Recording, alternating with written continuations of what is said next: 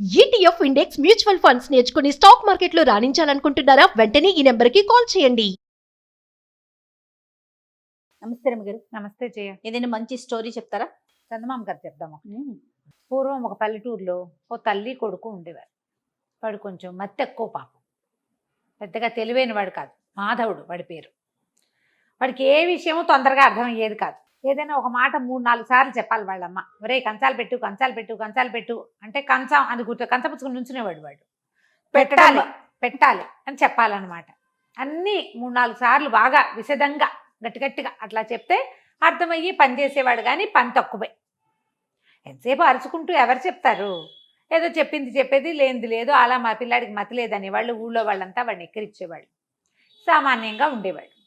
సామాన్యమైన కుర్రాడు. ఒక 19-20 ఏళ్ళు, 22 అలా వచ్చి ఏం పని చేయకపోతే ఆ పిల్లాడిని ఏం పోషిస్తుంది? చింతపిల్లాడిలాగా ఇంత తిండ కదా వాడు. శుభ్రంగా తిండి కావాలి. ఇది చేయలేదు వాళ్ళమ్మ. పాపం ఏదో ఆ పని ఈ పని చేస్తూ కొన్ని చోట్ల వాడితో బలవంతంగా పని చేపిస్తూ ఎట్లాగొట్లాగా అట్లా మేనేజ్ చేసేది. అయితే ఏమైంది? ఒరే వంట చేరుకు అయిపోయింది, పొయ్యిలో కట్టెలేవు, కట్టెలు కొట్టుకురారా అని 10 సార్లు చెప్పింది.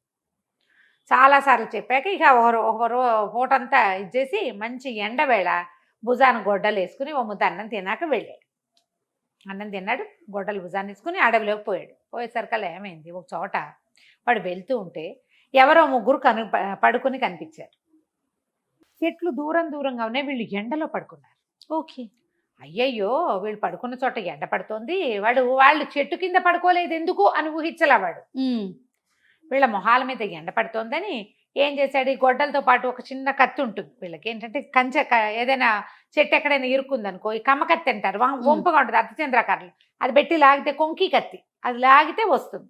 ఆ కొంకి కత్తి పెట్టి చుట్టూతో ఉన్న 4-5 చెట్ల తాలూకు అంతంత కొమ్మలు కొట్టి కొమ్మలు నరుకొచ్చి వీళ్ళు పడుకున్న చోట వీళ్ళ మొహాల మీద ఎండ పడకుండా పాతిపెట్టాడు.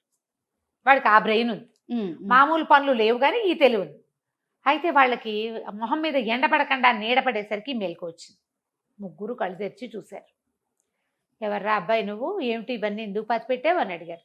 మీ మొహం మీద ఎండ పడుతోంది, పడుకున్నారు కదా, పాపం ఎండ పడకుండా చేస్తే మీరు హాయిగా పడుకుంటారని పెట్టానన్నాడు. అనేసరికల్ ఎంత మంచివాడివిరా నువ్వు ఏదనుకుంటే అది అవుతుంది పో అన్నారు. అనేసరికల్ వీడికి ఓసారి చెప్తే అర్థం కాదు కదా, వాళ్ళు ఏదో చెప్పారు అనుకున్నాడు. వీడి దారిని విడిపోయాడు. ఆ కొమ్మలు, ఈ చెట్లు, ఇవి అవి మొత్తానికి నరికాడు. పెద్ద మోపయింది.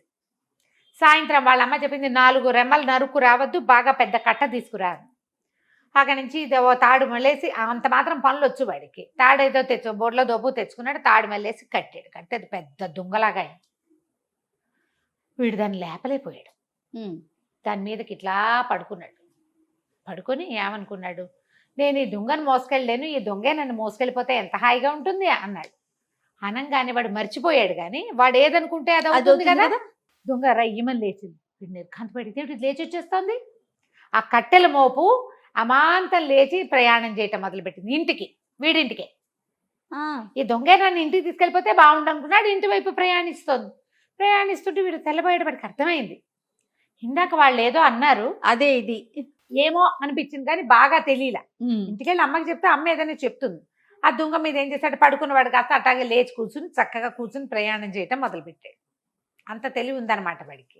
కూర్చున్నాడు, చుట్టుపక్కల చూస్తున్నాడు, నవ్వుకుంటున్నాడు. ఇంతలో ఏమైంది?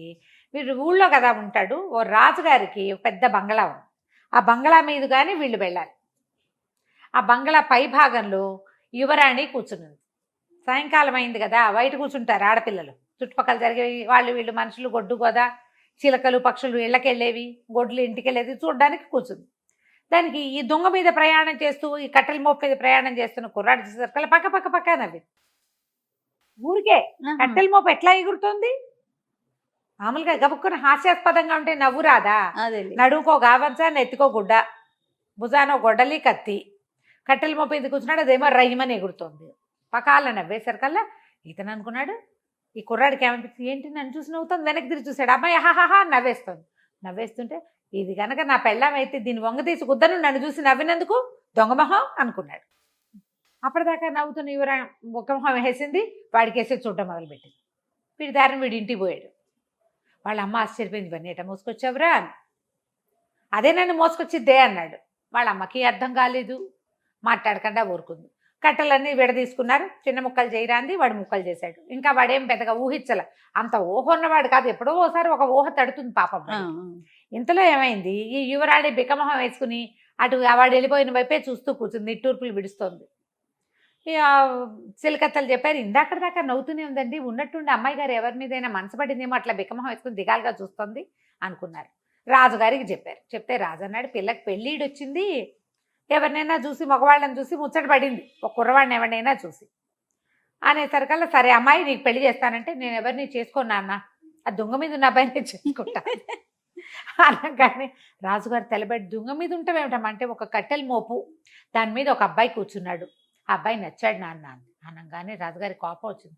వాడెవడు దిక్కుమాలిన వాడో పరిపాలన వాడెవడో వాడిని తీసుకుంటానంటుంది ఏమిటి అంటే, సరే ఏమన్నారు, మంత్రులు వాళ్ళు కేకలేస్తారు. అదేంటి మహారాజా అట్లా కాదండి, ఏదో రాజా మహారాజా వాళ్ళ పటాలు చూపిస్తావు, ఏ పటం చూపించినా ఆ అమ్మాయి కాదంటుంది, వీడిని కాదు నేను ప్రేమించింది అంటుంది. మనకున్నదా ఒక్క పిల్ల, ఎవరినైనా రాజా మహారాజా అని పిలిచి చేసామనుకోండి, ఈ రాజ్యం తీసిపోయి వాళ్ళ రాజ్యంలో కలుపుతారు. అదే మన ఊర్లో కుర్రాడే ఎవడో అయితే వాడిని రాజుని చేస్తే మన ఇంట్లోనే ఉంటుంది మన పిల్ల, మన దేశస్తుడే మనకు రాజు అవుతాడు. ఈ పాయింట్ బాగుందనుకుని మంత్రులు సామంతులు తర్వాత సైన్యాధిపతి అందరూ బలపరిచారు. మన ఊళ్ళో కుర్రాడైతే ఓ పని చేద్దాం, మన ఊళ్ళో యంగంటే ఎనర్జెటిక్ పెళ్ళిడికి వచ్చిన కుర్రాళ్ళందరినీ రమ్మందాం భోజనానికి, వాళ్ళందరినీ చూపిద్దాం పిల్లకి, ఏ కుర్రాడో అది చెప్తుంది చేసుకుందాం అనుకున్నారు. తొలినాడు భోజనాలకు పిలిచారు. ఇక ఊళ్ళో ఉన్న ప్రతి కుర్రాడు 18 ఏళ్ళ నుండి 25 ఏళ్ళలోపు పెళ్లి కాని కుర్రవేధవులంతా వచ్చారు. ఈ అమ్మాయిని అందరికీ చూపించారు. అదే అమ్మాయే చూసింది అందరినీ, ఎవ్వరూ కాదండి. భోజనాలు అయిపోయినాయి. రాజుగారు చాలా విసుక్కున్నాడు, ఇదేమిటి మొత్తం కుర్రాళ్ళందరూ వచ్చారు, వీళ్ళు అక్కడ సెన్సెస్ తీశారు ఎవరెవరి ఇళ్లలో ఉన్నారు, ఇక మిగిలింది ముష్టి వాళ్ళే, వాళ్ళు కూడా ఒకళ్ళిద్దరిలో వచ్చారు. ఆయనకు చాలా కోపం వచ్చేసింది. మళ్ళీ మంత్రి గారు చాలా బతులాడాడు, పెళ్ళేమో ఇది దిగాలుగా అయిపోయి పాడైపోతుంది, మనకున్నది ఒక్క పిల్ల కదా, ఇక ముందు ఇప్పుడు ఈ పిల్లకి 18 ఏళ్ళు వచ్చినాయి, ఇంకో పిల్లాడో పిల్ల పుడతారో పుట్టరో రాజుగారికి, అట కాదండి నా మాట వినండి, ఇంకోసారి మళ్ళీ కిందసారి రాని వాళ్ళంతా మళ్ళీ రండి అని మళ్ళీ చాటింపేశారు. ఈ చాటింపు ఈ మాధవుడు వాళ్ళ అమ్మ విన్నది. వాడు విన్న కూడా వినలే, వాడికి అసలు అయ్యగా ఓసారి వింటే వాడు బుర్రకెక్కదు. వాళ్ళ అమ్మంది, ఒరే ఒరే వెళ్ళరా వెళ్ళరా, ఏం చక్క కనీసం రాజకుమార్తె నన్నెందుకు పెళ్లి చేసుకుంటుందే అన్నాడు. పెళ్లి కోసం కాదురా, శుభ్రమైన తిండైనా తినొస్తావు కదా, మనమేముంది ఏదో కూర అనుకుంటాం, చారు పోసుకుంటాం, మజ్జిగ పోసుకుంటాం, గంజన్నం తింటాం మనం, పచ్చడి గంజే మన బతుకు, చక్కగా చట్టసోపేతంగా పెడతారు కదా. రాజుగారి ఇంట్లో భోజనం చేసి వచ్చిన కుర్రాళ్ళంతా ఇవాళ మొన్నటి భోజనం ఇవాళ దాకా తేరుస్తూనే ఉన్నారు. వెళ్ళు వెళ్ళు అని కొడుకుని ప్రోత్సహించింది. వీడు చింపిరి గుడ్డలతో జీపు జుట్టుతో ఉన్నాడు, అలాగే పోయాడు. వాడికి దేహాభిమానం లేదు, అవధూతవాడు.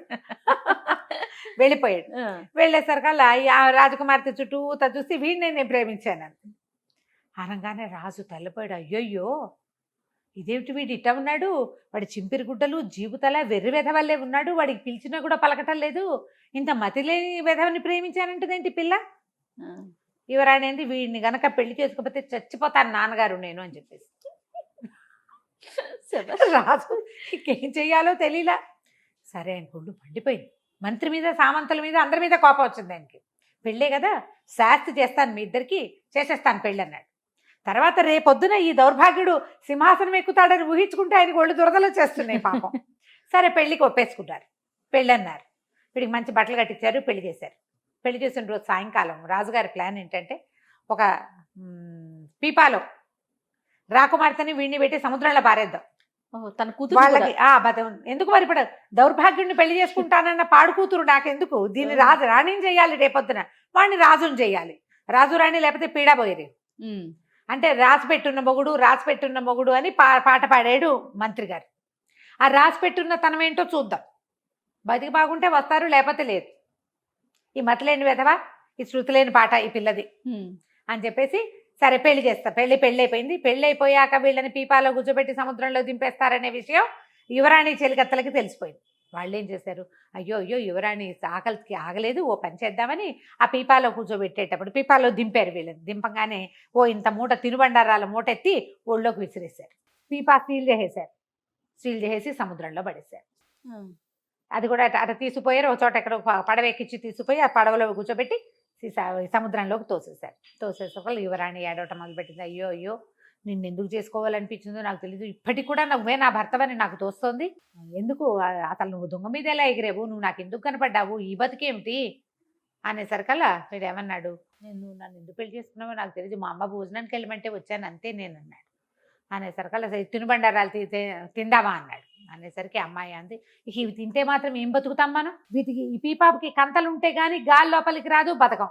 కంతలు కనుక ఉన్నాయా నీళ్లు కూడా లోపలికి వస్తాయి, బతకం. ఇక బతికేదేముంది అని వలవలా ఏడ్చింది. చచ్చిపోతాం, నువ్వు పని అయిపోయింది, అనవసరంగా నీ బతుకు నువ్వు రోడ్డు మీద అయినా బతికేవాడివి, వృధాగా నీ మీద ఎందుకు మనసు పడ్డానో తెలియకుండా నేను నిన్ను కూడా చంపేస్తున్నానంటే అప్పుడు ఈ కుర్రాడికి జ్ఞాపకం వచ్చింది. మరే ఒకరోజు ఆ దొంగ నేను మీద ఎగిరాను చూడు, ఆ రోజు పొద్దున ఒక 3 పెద్దవాళ్ళు అక్కడ కనపడ్డారు. వాళ్ళు నువ్వేదనుకుంటే అది అవుతుందిలేపో అన్నారు. అందుకేనేమో నేను ఆ దొంగ మీద ఉన్నప్పుడు నువ్వు నవ్వేవు కదా, ఇది నా పెళ్ళం అయితే వంగు తీసి కుదుదాం అనుకున్నాను అనగానే మా యువరాణి అదేదో అనుకుని తగలబడి ఇప్పుడైనా ఏదో ఒకటి సరిగ్గా అనుకో అన్నది. అనేసరికల్లా ముందు ఆకలిస్తుంది ఇవి తిందామన్నాడు. ఇద్దరు కలిసి తినుబండారాలు పంచు తినేశారు. తిన్నాక మనల్ని రక్షించడానికి ఒక పడవ, ఒక నావ, ఒక ఓడ ఎవరైనా రావాలి. దీనికి చిల్లులు పడితే చచ్చిపోతాం, చిల్లు లేకపోయినా చచ్చిపోతాం. చిల్లులు కాదు, ఈ తేలుతున్న పీపాను చూసి ఎవరైనా పడవాడు ఒక ఓడవాడు వచ్చి మన ఎక్కించుకోవాలి అన్నది. అనగానే ఈ కుర్రాడు ఏమన్నాడు, సరే ఒక ఓడ ఎవరైనా మమ్మల్ని రక్షించడానికి వస్తే బాగుండు అనుకోగానే బాయమని పెద్ద చప్పుడు వినపడింది. ఓ పడవ వాళ్ళు, అదేదో దేశం వాళ్ళు పడవ మీద ప్రయాణం చేస్తూ వెళ్తూ, అంటే ఇప్పుడు సామాన్లు అప్పట్లో ఇవి ఉండేవి కదా, వ్యాపారస్తుల పడవ ఏదో తేలుతోంది ఏమిటో చూసి ఆ పీపాని దగ్గరికి లాగారు. వాళ్ళు ఏమనుకున్నారు, ఎవరో దినుసులు పట్టుకెళ్తుంటే పీపా పడిపోయి ఉంటుంది, ఏదైనా తినుబండారాలు ఉంటాయని చూస్తే అందులోంచి పిల్లాడు పెళ్లి కూతురు పెళ్లి కొడుకు వేషాల్లో బయటకు వచ్చారు. బయటికి రాగానే సరే వాళ్ళేమన్నారు, వేగు లోపలికి ఎక్కించుకున్నారు. వీళ్ళకి ఏదో కాస్త మంచినీళ్ళు తాగడానికి ఇచ్చారు. ఎక్కడ దిగుతారు అని అడిగారు. అడిగితే ఏదో ఒక లంకలో దింపేయండి అంది రాకుమార్తె. ఇప్పుడు వెనక్కి వెళ్తే తండ్రి ఏం చేస్తాడు, అవును లంకలో దింపేయంగానే యువరాణింది, నువ్వు తెలివిగా ఆలోచించు, ఎక్కువ ఆలోచించుకోక, మనకి ఇక్కడ ఒక ఇల్లు వాకిలి పనివాళ్ళు అందరూ కావాలని కోరుకో. అంటే ఒక రాజభవనము నిండా పనిచేసేందుకు పనివాళ్ళు, మంత్రి సామంతులు అందరూ కావాలి అని కోరుకున్నాడు. పెద్ద బిల్డింగ్ వచ్చింది ఆ లంక మీద. ఒక 2-3 మంత్రులు వాళ్ళు వచ్చారు. మహారాజా వచ్చారా అనుకుంటూ. ఓహో అన్నీ కుదిరినాయి, బాగానే ఉంది. అమ్మాయింది, నువ్వు మాత్రం ఆలోచించొద్దు, నేనే చెప్తాను. మెల్లిగా అంత చక్కగా స్థిరపడింది, తిండి ఉంది, పని వాళ్ళకి పని ఉంది, చక్కగా తోటలు దొడ్లు ఏర్పరచుకున్నారు, అన్నీ బాగానే ఉన్నాయి. ఆ అమ్మాయి అంది, అలా కాదు, నువ్వు ఏదనుకుంటే అది అయ్యేటట్టయితే ఈ మామూలు మహము, ఈ తెలివి తక్కువ బుర్రా ఎందుకు, చక్కగా అందమైన శరీరము, మంచిగా ఆలోచించే బుర్రా కావాలని కోరుకోవచ్చు కదా అని అన్నది. వాడి కూడా తట్టింది. వాడు అప్పుడు మళ్ళీ కోరుకున్నాడు, నాకు కొంచెం అందమైన దేహం కావాలి, మొహం అందంగా మారిపోవాలి, చక్కగా తెల్లగా పొడుగ్గా అందంగా అయిపోవాలి, నేను ఇలాగా అని అడగల, అందంగా అని అడిగాడు. తర్వాత నా తెలివితేటలు పెరగాలి, తెలివితేటలు పెరిగినాయి, అందంగాను అయ్యాడు. రాకుమార్తె భలే అందగత్తె. ఇద్దరు హాయిగా కులాసాగా ఉండటం మొదలుపెట్టారు. ఈ దీవి మీద చక్కగా సామ్రాజ్యం ఏర్పరచుకున్నారు, సొంత రాజ్యం. అది ఎంత దూరంలో ఉంది, వీళ్ళ ఊరు నుంచి కొంత ప్రయాణం చేస్తే అది వస్తుంది. సముద్ర తీరం వెంబడి వెళ్తూ ఉంటే ఒక దీవిలాగా ఉంటుంది, అక్కడ కనపడుతుంది. అయితే కొన్నాళ్ళు పోయాక రాజుగారు ఆ దీవి వెంబడి వెళ్తూ, కూతురు ఏమైపోయిందో ఇంకా ఆయన దిగులు పడుతూనే ఉన్నాడు. ఆ దీవి వెంబడి గుర్రం వేసుకుని వస్తూ చూశాడు, ఇదేంటి కొత్తగా ఈ దీవి మీద బిల్డింగ్లు వచ్చినాయి, ఎవరు చెప్పలేదు, వేగులు వాళ్ళు అని చెప్పేసి తమ తాలూకు సైనికుల్ని కొంతమంది పంపించారు. పంపిస్తే ఈయన పేరు మాధవర్మ అండి, ఈయన ఫలానా రాజుగారు అల్లుట్ట, ఆయన భార్య ఆయన కలిసి ఉంటున్నారు, ఇక్కడ చాలా పెద్ద ఇల్లు వాకిలి ఉన్నాయి, వాళ్ళకి మంత్రులు ఉన్నారు, సైన్యాధిపతి ఉన్నాడు, వాళ్ళంతా వ్యవసాయం అది చేసుకుంటున్నారు, బోళ్ళంతమంది పని వాళ్ళు ఉన్నారంటే రాజు ఆశ్చర్యపోయాడు. ఊరివిడి దుంపదగా వీడు ఎలా చేశాడు అని. సరే పడవలు వేసుకుని ఆ దీవిలోకి పోయారు. యువరాణిని చూసి సంతోషించాడు రాజు, భోజని భలే బాగా అయ్యింది అని. ఈ మాధవుడు ఏం చేశాడు, మా అమ్మని కూడా దగ్గర పిలిపించుకుందామని చెప్పాడు భార్యకి. సరేనంటే కొంతమంది సైనికులు పిలిచి మాధవర్మ గారు మిమ్మల్ని రమ్మంటున్నారు అని తీసుకొచ్చి రాజభవనంలో దింపారు. రాజభవనంలో హాయిగా ఉండేది. కానీ ఆవిడ ఎప్పటికీ ఈ కుర్రాడే తన కొడుకని, ఆవిడ తన కోడలని నమ్మల. పిచ్చి విధవ ఎక్కడున్నాడో అనుకుంటుంటే వాడి మొహం మారిపోయింది కదా, వాడు అమాయకుడు. యువరాణితో వాడికి పెళ్ళయిందనే సంగతి తెలుసు, ఆవిడకి తెలియదు. కానీ ఆ యువరాణి పక్కన ఉన్నవాడు తన కొడుకేనని ఆవిడ జీవితకాలము నమ్మల. హాయిగా కులాసాగా మాత్రం ఉంది. ఈ మతిలేని మాధవుడు చక్కగా ఇలా రాజకుమారుడైపోయి ఏంటంటే వాడు ఏం చేశాడు, ఇందులో ఒక చిన్న మంచి పని, ఆ పడుకున్న వాళ్ళకి గొడుగిచ్చాడు అంతే. వాళ్ళు ఏంటంటే 3 దేవతా పురుషులు. వాళ్ళు ఎండని భూమి మీద మానవులు ఎలా పడుకుంటారో చూద్దామని పడుకుని వీడు చేసిన ఆ ఎండ పడనివ్వకుండా చేసిన సహాయం వల్ల వాడికి ఇచ్చిన వరంతో వాడు హాయిగా జీవించాడు. కథ కంచికి మనం ఇంటికి. బాగుందండి. నమస్తే. నమస్తే.